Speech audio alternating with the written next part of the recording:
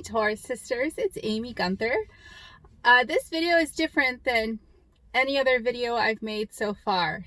I want to talk about the world and how weird the world is, and how I have changed in how I approach getting prepared for things that might happen. So if this is not something you want to watch on Sabbath, then just watch it later. I'm just telling you now, this is about preparedness, and it's okay to talk about this stuff and think about this stuff on Sabbath, but maybe you don't want to. So fair warning. So the world is weird. The world is crazy. It's beyond weird. A lot has happened in a very short amount of time. We are all well aware. And it's just so unique. It's everywhere. And I have decided that I need to do some things to be prepared, because there could be some hard times coming. I mean, we've already been through some hard times with all of this, but it could get much, much worse. And I had a realization, that I am the only one who's going to take care of me and my kids. No one else is going to do that for me. I can't rely on the government to do it. As believers, we help each other when we can, but really, I need to do what I can do to take care of me and my kids. And I never before this, I thought about sort of prepping before, but I guess I had excuses because I didn't value it, right? We invest time and energy and money into things that we value. And so I never valued prepping. Well, now I value it because I can see how fast, and really this, some things where you need preparations can happen instantly. At least this one, at least so far, I've had months to do some things. So it's been really interesting to see how God has changed my heart in this way. And I think it's Him working in me because, again, I'm a very different person than I was before all of this hit, about early March, right? I have my notes. So I do think, and it's just my feeling, or, watching the news and things, I think that there are really hard economic times coming. I think the good life that especially us Americans have been living it could come to an end because of the reaction to what has happened in the world. So as I think about, like a greater depression, and then hopefully shortly after a greater exodus, and how it all plays out. A lot of people think we're in the end times. Well, of course we are. We always have been. So I don't know what's going to happen when, but right now, as I look to the economic situation we're facing, I see that there's a strong possibility that we're going to have some really hard times coming up. I could lose my job. So, and a lot of people already have. A lot of people are already in hard times. So this is how I've started to change my thinking and approach. What can I do to be ready for hard times coming? And so I guess in a sense, I've kind of become a prepper. That word means different things to different people. And the preppers, those of you who have been prepping already, you're way ahead of me. Kudos, good job. Of course, I wish I had listened sooner, but I wasn't ready to receive that or do anything with it yet. We all come to things in our own time. And as I've come to things, I want to share them with you. So I think about if hard times come, I want to first of all be real sure that my kids are okay, first and foremost, of course. And then I think of my immediate family here, and then I think of all of you, my greater community. I want you to be as okay as you can, and that's why I'm making this message. I don't want to scare people. I don't want to be doom and gloom, and I hope I'm wrong. And I hope that as I've been exploring prepping and the things I've did, I hope I've been wise, and that if nothing happens, because maybe nothing will happen, that the things I've done are just things I can use later, or have invested wisely.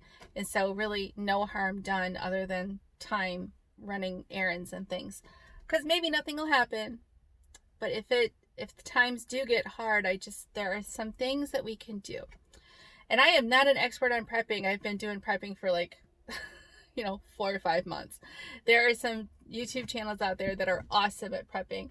And I've been learning from them. So I'm just kind of relaying to you what I've been learning. And I don't know everything about this, but surf around and you will find lots of good stuff on YouTube and lots of websites and stuff. So as I approach this, as a Torah keeper, that affects our whole worldview, right?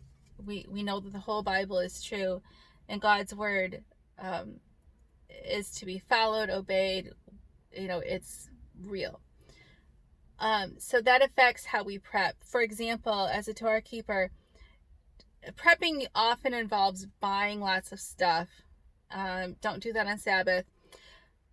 Don't obsess about this stuff on Sabbath. Sabbath to us and the feast, I think, are such a symbol of our trust, right? It's how we show the world and we show the Father how we trust him.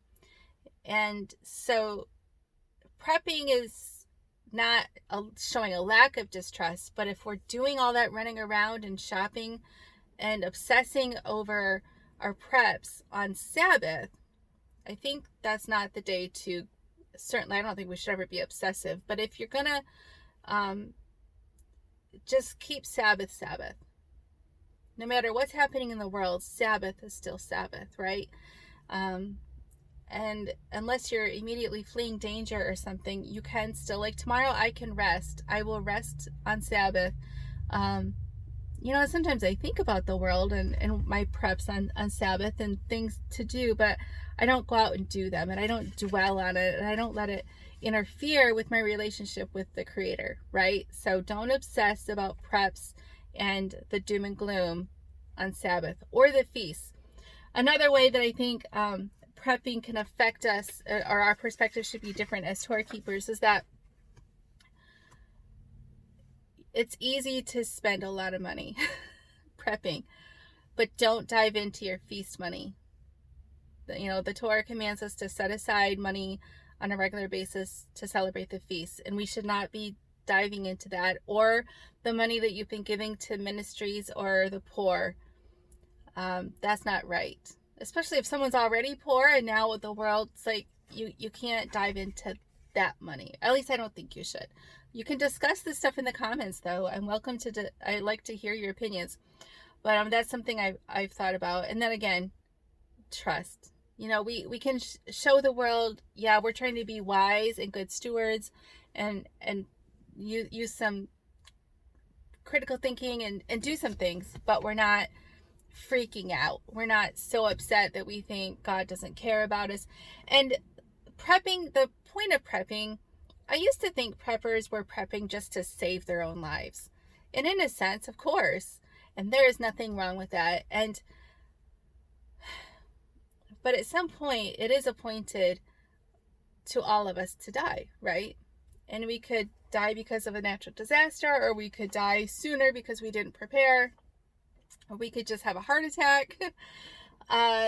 So I have changed my thinking. I used to almost sort of mock preppers, right? Shame on me. I'm sorry. And to think that they were just trying to preserve their life, and what's the point? And it was really arrogant of me to think that. I didn't have an experience. Our experiences shape what we value.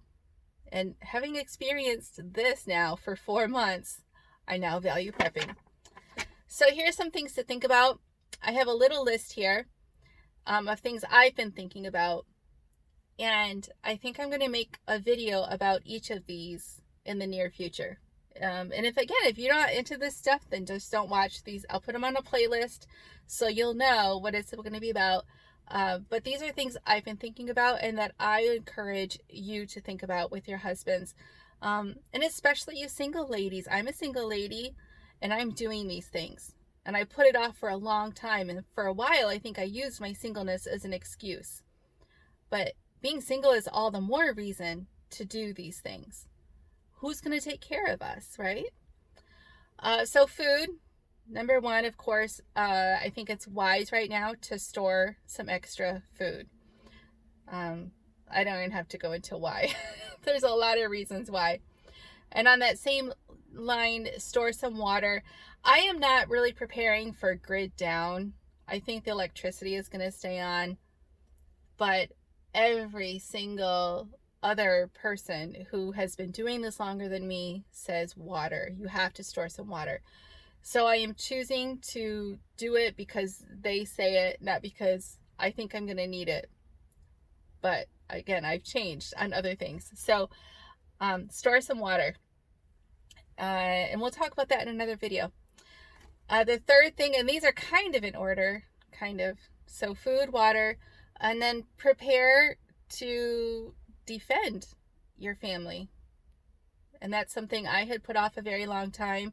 And I mean, I need more practice. Definitely need more practice. But I am in a much better situation now to prepare or to protect and defend my family than I was 5 months ago. So I can't say a lot on YouTube, but and then, by the way, I have a Patreon account. If you want to support Torah Sisters, go over to patreon.com and I will post some stuff there because we can talk about anything over in Patreon. And as I make these videos, I will make I think I'm going to make some checklists for some of these things. And so you can take notes here while you watch my video, or you can go to Patreon and download these prepping checklists that I'm going to make. It's so you support me a little bit every month, but I don't want to just take donations. I want to give you something. So there's printables over there, and then I'll have printables of these prepping checklists. Okay, so food, water, self-defense materials. And then I'm a nurse, so I think about medical and dental. They closed down all the doctor's offices, everything for a long time, and things got pushed way back. My kids missed their cleaning appointment at the dentist, and then it was months before they could get them in again, and then they went and they had to cancel their appointment because the thermometer showed a high temperature on my kid. He did not have a fever. We checked it later with like 4 different thermometers, no fever, but their infrared thermometer, which is not great, it's not very accurate at all, showed a high temperature. So they canceled all of my kids' appointments. And again, now we're at the back of the line. We have to wait. So my kids, how long is this going to go on?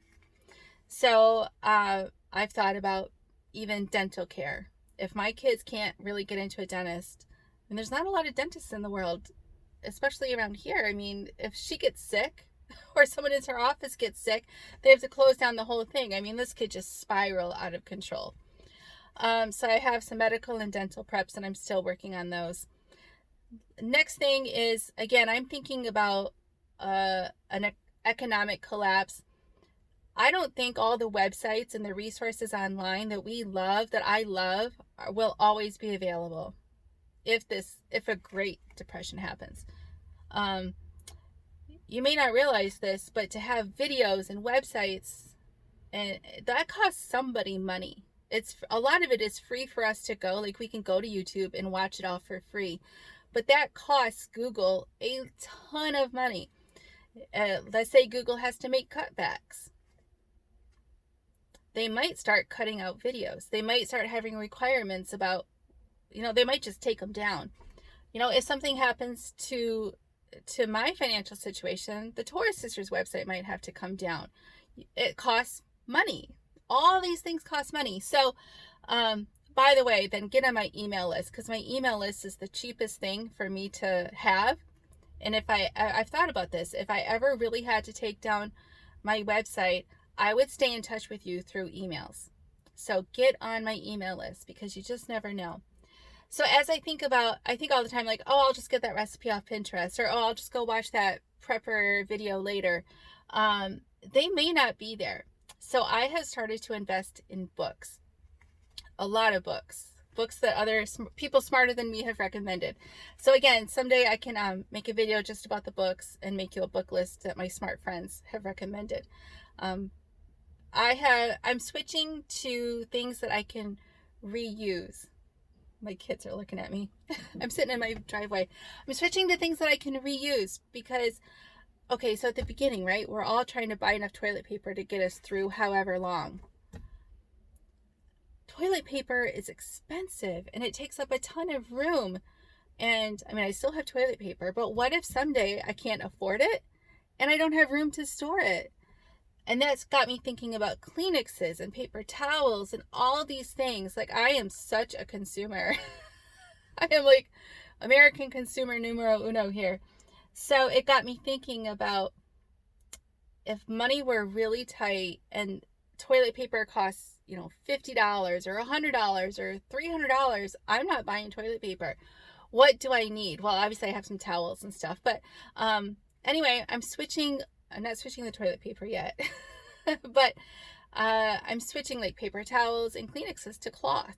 I'm just going to do that now. So anyway, I have a whole list of things that I'm switching to reusable materials instead of these consumable throwaway stuff that costs a lot of money and take up a ton of room. I've realized that prepping takes up tons and tons of space.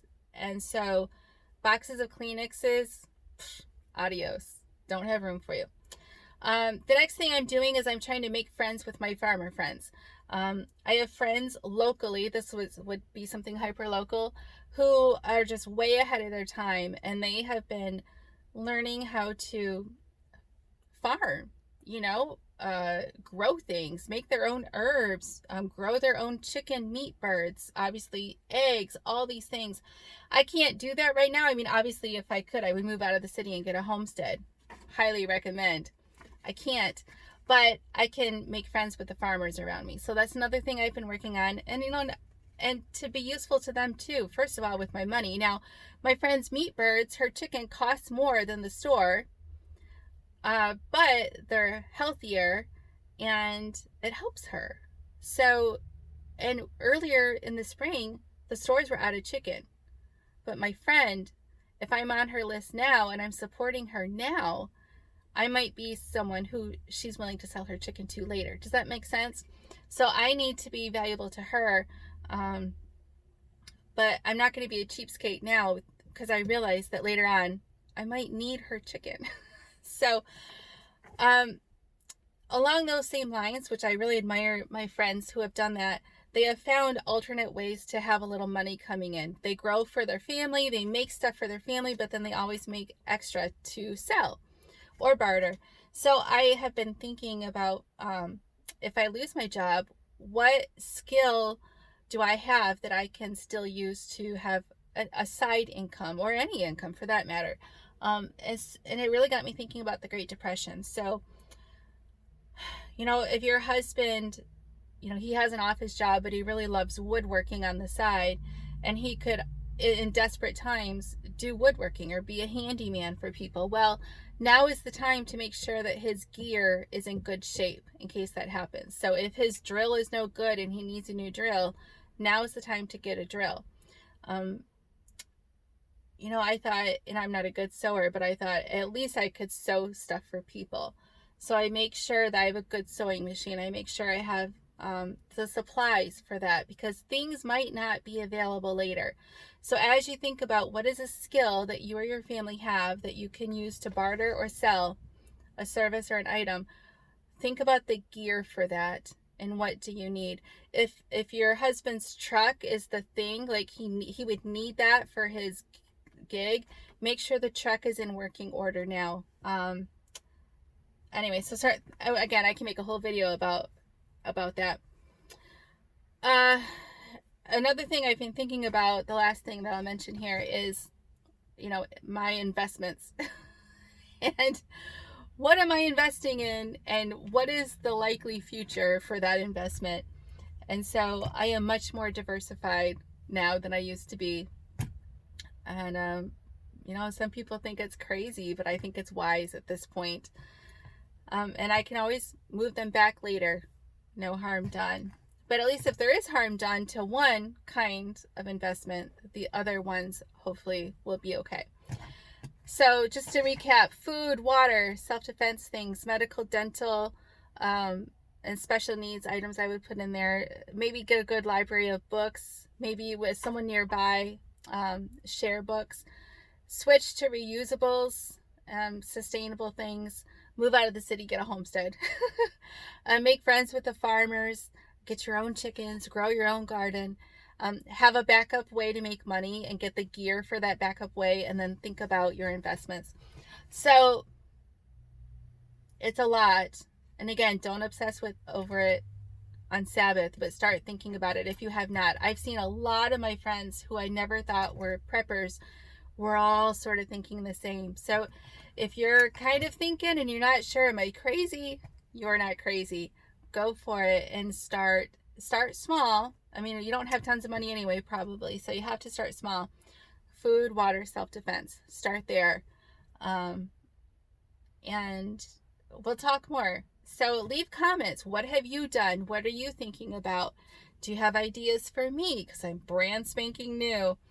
And how does this relate to Torah and the Bible? So, yeah, leave some comments and join me over on Patreon. We can talk over there too. And I hope you all have a wonderful weekend. Bye.